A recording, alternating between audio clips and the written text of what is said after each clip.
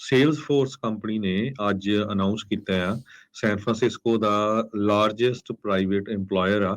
ਉਹ ਕਹਿੰਦੇ ਵੀ ਅਸੀਂ ਆਪਣੀ ਵਰਕਫੋਰਸ ਦਾ 2023 ਦੇ ਵਿੱਚ 10% ਲੇ ਆਫ ਕਰਨ ਜਾ ਰਹੇ ਹਾਂ, ਜੋ ਕਿ ਗਲੋਬਲੀ 7000 ਦੇ ਕਰੀਬ ਜੌਬਸ ਬਣਦੀਆਂ। ਇਹ ਉਹਨਾਂ ਨੇ SEC ਫਾਈਲਿੰਗ ਦੇ ਵਿੱਚ ਦੱਸਿਆ ਆ।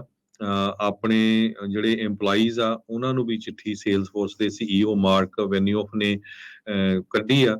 ਉਹਦੇ ਵਿੱਚ ਉਹਨਾਂ ਨੇ ਇਹ ਕਿਹਾ ਵੀ ਪਿਛਲੇ 2 ਸਾਲਾਂ ਦੇ ਦੌਰਾਨ, ਪੈਂਡੇਮਿਕ ਦੇ ਦੌਰਾਨ ਸਾਡੀ ਸੇਲਸ ਬਹੁਤ ਵਧੀਆ ਰਹੀ ਤੇ ਅਸੀਂ ਜਿਹੜਾ ਆ ਓਵਰ ਸਟਾਫ ਹੋ ਗਏ। ਹੁਣ ਸਾਨੂੰ ਇਸ ਸਟਾਫ ਨੂੰ ਕੱਢਣਾ ਪੈਣਾ ਆ, ਕਿਉਂਕਿ ਜੋ ਹੁਣ ਇਨਕਮ ਆ ਉਹ ਘਟਦੀ ਜਾ ਰਹੀ ਹੈਗੀ ਆ।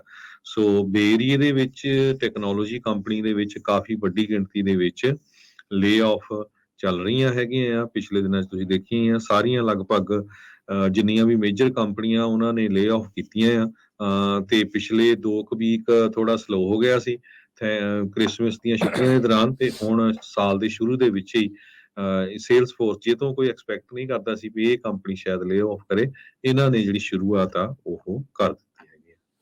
ਜੀ ਬਿਲਕੁਲ, ਸਾਰੇ ਪਾਸੇ ਜਿਹੜਾ ਇਸ ਟਾਈਮ ਹਰਜੋਤ ਸਿੰਘ ਜੀ ਚਰਚਾ ਚੱਲ ਰਹੀ, ਆਪਾਂ ਕੱਲ ਪਰਸੋਂ ਤੋਂ ਦੱਸ ਰਿਹਾ ਵੀ ਕਿੱਦਾਂ ਇੰਟਰਨੈਸ਼ਨਲ ਮੋਨੀਟਰੀ ਫੰਡ ਦੀ ਜਿਹੜੀ ਮੇਨ ਚੀਫ ਆ ਉਸਨੇ ਵੀ ਕਿਹਾ ਵੀ 2023 ਦੇ ਵਿੱਚ 1/3 ਮੁਲਕਾਂ ਨੂੰ, 1/3 ਇਕੋਨਮੀਜ਼ ਨੂੰ ਰਿਸੈਸ਼ਨ ਜਿਹੜਾ ਉਹ ਝੱਲਣਾ ਪੈ ਸਕਦਾ ਆ।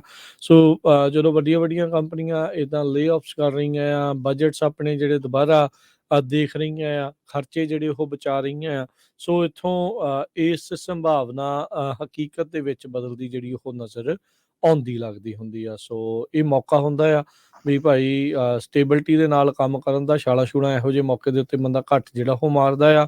ਕਈ ਵਾਰੀ ਬੰਦਾ ਜੋਬ ਜੂਬ ਚੇਂਜ ਕਰਨ ਬਾਰੇ ਸੋਚ ਰਿਹਾ ਹੁੰਦਾ ਵੀ ਕਿੱਦਾਂ ਕਰਨਾ, ਕਿਵੇਂ ਕਰਨਾ।